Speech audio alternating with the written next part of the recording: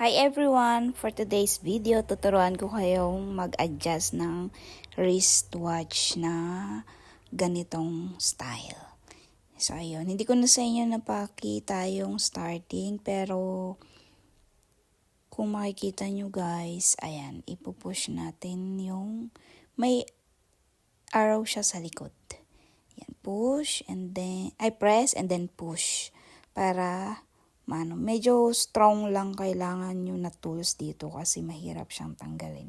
Pinanood ko siya sa video at ang hirap niya palang, ang dali lang, pag pinanood mo, mabilis lang. Pero kapag ginawa mo na, ang hirap pala niya. Lalo na kung wala ka masyadong power of strong. Power of strong? Basta yun, wala kang masyadong lakas. So, ayun na yan siya guys. Pag nyo na, ikakabit nyo lang. Pero medyo nagkamali ako dyan. Kaya, ayan. Pagkatapos nyo na siyang ma-adjust or mabawasan kung ilan yung kailangan yung bawasin, pagdudugtungin nyo lang ulit, tapos magpapasok kayo ng isang pinakang lock. Yan yung tinanggal nyo kanina.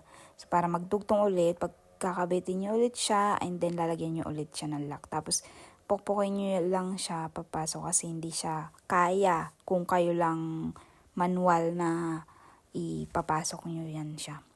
So, ayun. For today's video, pinag-aralan ko siya na gawin para at least sa next time marunong na. And then, nagawa ko naman.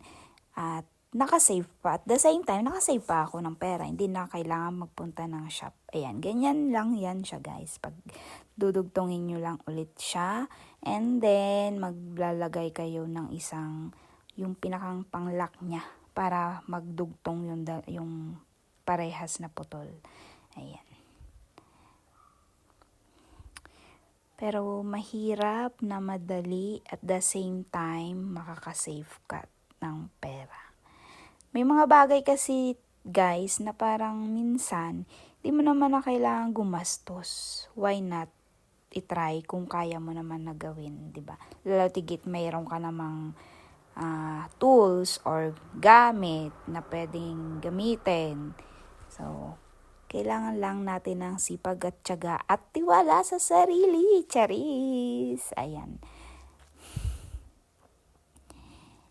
Sabi pala dyan, pwede kang maglagay ng anything like plastic or something na pang cover para hindi siya ma-damage yung item or yung relo mo. Pero dahil sa nakalimutan ko na na-excite yan, hindi ko na siya nalagyan ng cover. Pero hindi naman siya na-damage guys.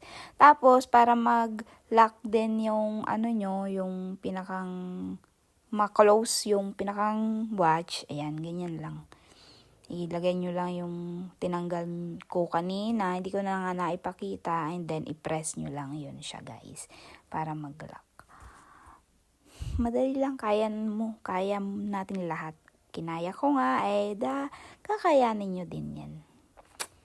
So, yan. Thank you nga pala sa... Actually, bigay lang to sa akin pa-birthday.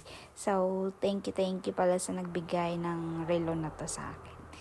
Thank you so much. At dahil sa akin, nagawa din nila yan sa kanilang relo kasi bumili din sila ng para sa kanila. Ayan. Thank you so much. Ayan. I-press nyo lang siya guys and then maglalak na. Oh, diba? Ang galing-galing ko na. Charis. I'm so proud. Cha. Sana may natutunan kayo for today's video, guys. Ayun lang. That's it. Thank you for watching. Bye.